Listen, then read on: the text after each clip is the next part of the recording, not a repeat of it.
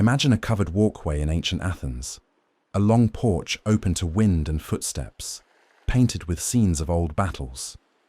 People pass on errands, vendors call out, and amid the noise a voice says, "You can live well even when fortune will not behave."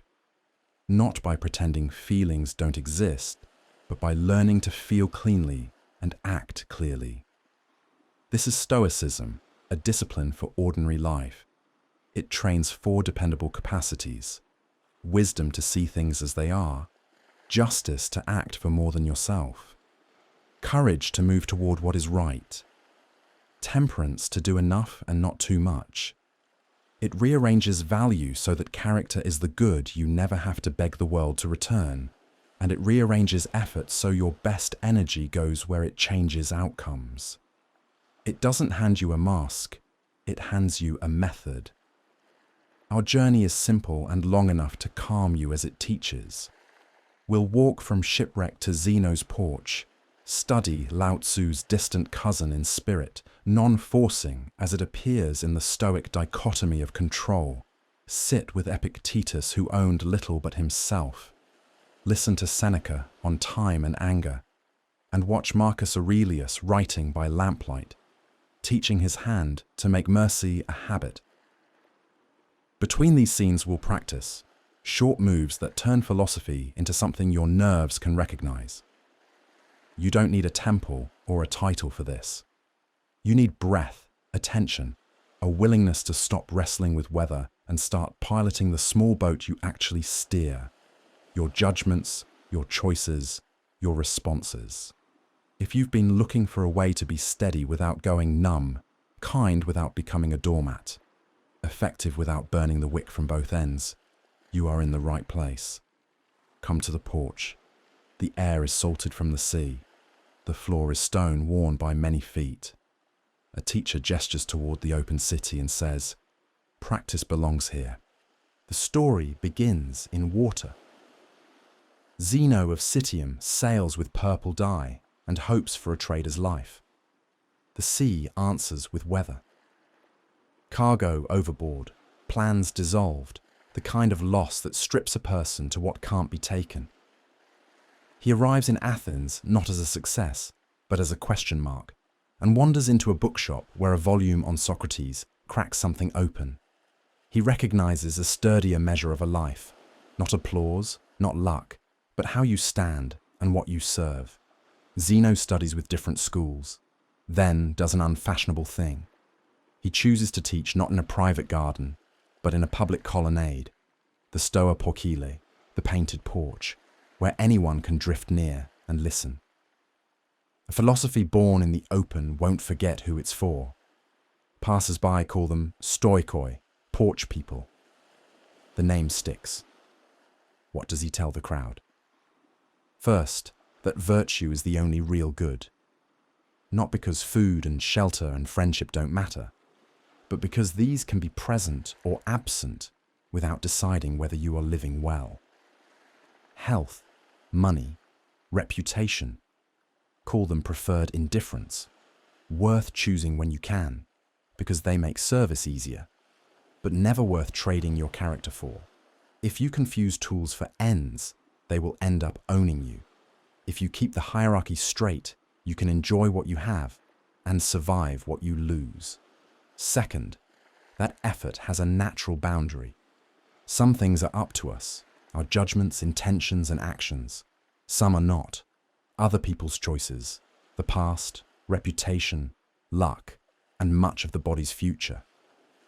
Put your finest energy into the first. Hold the second with an open hand. This is not fatalism, it is precision. A captain can't control the wind, but trimming and timing can save the ship.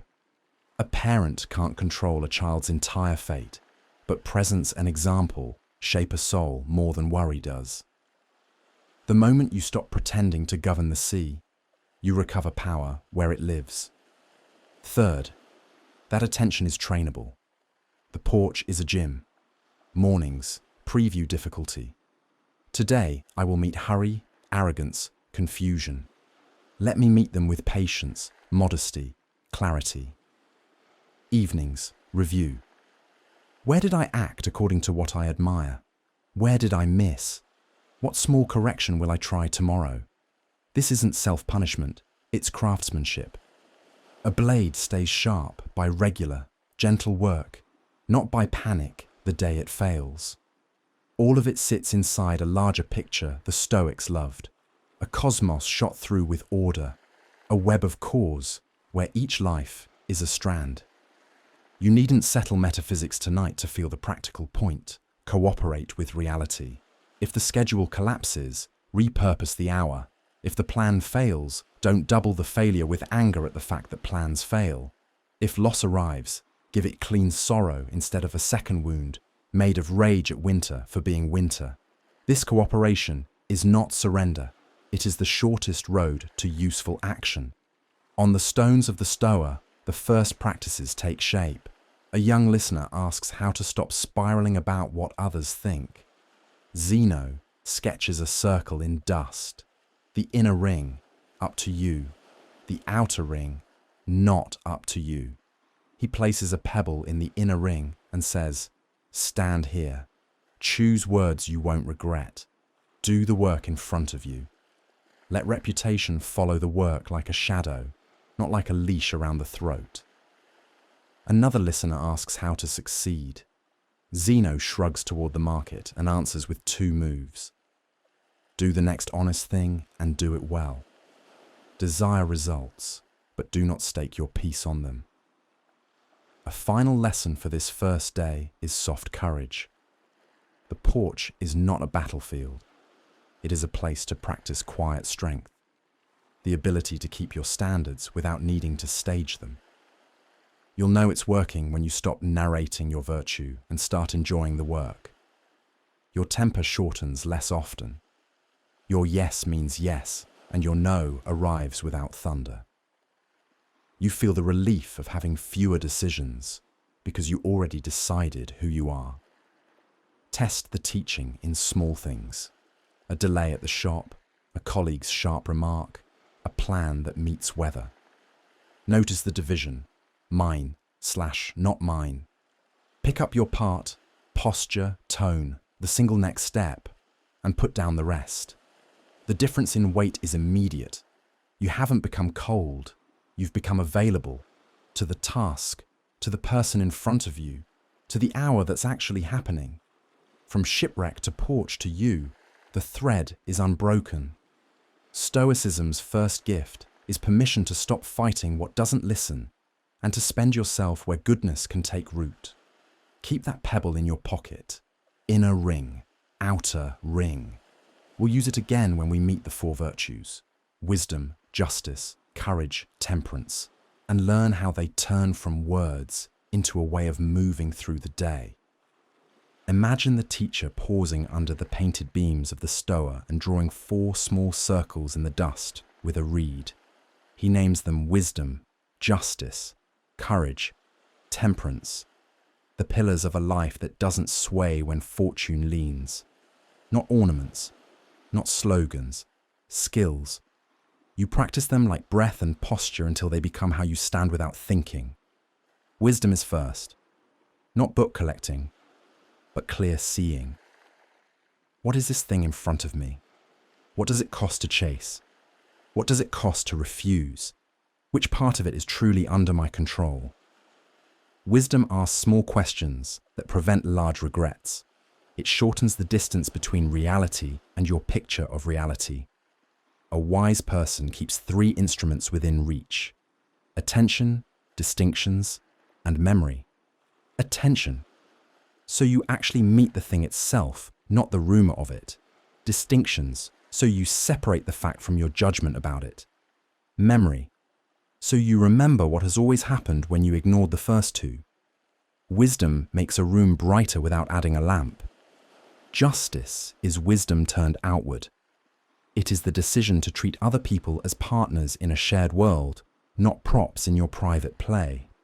The Stoics call human beings co-citizens of the same city, born for cooperation. Justice is not only courts and laws, it begins at the smallest door, answering honestly, giving the benefit of context, returning what isn't yours to keep, time, credit, things. Justice asks, what would be fair if I were on the other side of this desk? It counts invisible labor. It corrects itself when better facts arrive. It is stern toward your own excuses and gentle toward others' limits. When justice grows, trust accumulates in the fabric of a day, and work stops feeling like a tug of war. Courage is the refusal to let fear choose your actions. Not fearlessness, right relation to fear. A Stoic does not brag about risk. They calibrate it. Courage walks with wisdom so it knows when a step is worthy, and with justice so it knows whom the step serves. Sometimes courage is loud. You speak when silence would betray. Often it is quiet. You keep going through tedious repair. You apologize first. You restart after a failure without the theatre of self-punishment. The Stoics remind us that most monsters shrink when named. Courage names what scares you and then designs a smaller first move you can actually take. Temperance is right measure, the art of not letting appetite become your law. It is not hostility toward pleasure. It's the ergonomic setting of the soul. Temperance asks, how much is the right amount here, for a human with my duties? It is the difference between a tool you use and a habit that uses you. In food, it is a plate that helps you work tomorrow. In speech, it is the sentence that doesn't need a flourish. In ambition, it is the goal that doesn't cost your character to achieve. Temperance protects space for wisdom to think, justice to listen, courage to act. The four do not live in separate rooms, they interlock. Wisdom without justice becomes clever selfishness. Justice without wisdom becomes punishment in costume. Courage without temperance becomes stunts. Temperance without courage becomes a quiet retreat from responsibility. When the four travel together, they correct each other's shadows. You can feel the fit in your body, a steadier breath when you tell the truth, a loosened jaw when you stop over-promising, a spine that straightens when you take the next right step, even if no one claps. The old teachers turned these virtues into daily practice. In the morning, preview. What duties will call me today? Where is the likely friction? Which virtue will I need ready at hand? At noon, mid-course correction. Is my judgment clean, my tone fair, my effort brave but not reckless, my desire sized to the task? At night, review. Where did I hit the mark? Where did I miss? What small repair can I make tomorrow? The point is not perfection, it is trajectory. A person who improves the angle by a degree a day will look like luck to others in a year. Try it in ordinary scenes. A colleague claims your idea in a meeting. Wisdom separates the fact from the sting. Justice chooses a response that protects the team's truth without humiliating anyone. Courage speaks plainly. Temperance keeps the tone measured, without the sugar of sarcasm. A family argument loops for the third time. Wisdom notices the trigger before the explosion. Justice remembers the other person's fatigue and your own. Courage asks the question that could end the loop. What would make this easier for you right now? Temperance stops when enough has been said. An offer arrives that flatters your pride, but would bend your values. Wisdom calculates the real cost. Justice checks who would be harmed by your convenience. Courage turns down applause. Temperance helps you live with the silence that follows. The four virtues also scale to leadership. A good manager or magistrate or parent does not need new categories. They need more of the same. Wisdom makes plans that survive contact with reality. Justice shares information and credit. Courage shields the vulnerable and owns the mistake. Temperance resists the addiction to constant control. People can feel virtue the way they feel weather. Under a leader with these four, they breathe. What if you fail? You will. The Stoics never promised stainless days. They promised a method of return. When you break your measure, snap at a stranger, duck a duty, scroll away an hour, use the failure as a handle. What misjudgment fed it? Which virtue was underfed? What tiny repair fits the scale of the damage? Then make it and move on. There is no virtue called self-loathing. Notice how portable this framework is. You can carry it into traffic, contracts, clinics, classrooms, and kitchens. It is light enough to travel, strong enough to shelter. The world does not become less volatile because you hold these four. You become less easy to knock over. And people around you, friends, clients, children, strangers, are safer in your weather. Before we leave the porch, look again at the circles in the dust. They are small on purpose. Big systems change slowly. Personal stance can change this hour. Take one circle with you into the next scene of the day. Let it color your next decision. Then another. Then another. The Stoics built philosophy not as a museum, but as a toolkit you can keep in a pocket and use without announcement. From here, we will meet the voices who refined these virtues into living language. Epictetus, who trained attention like a musician trains ear. Seneca, who measured wealth by the width of time.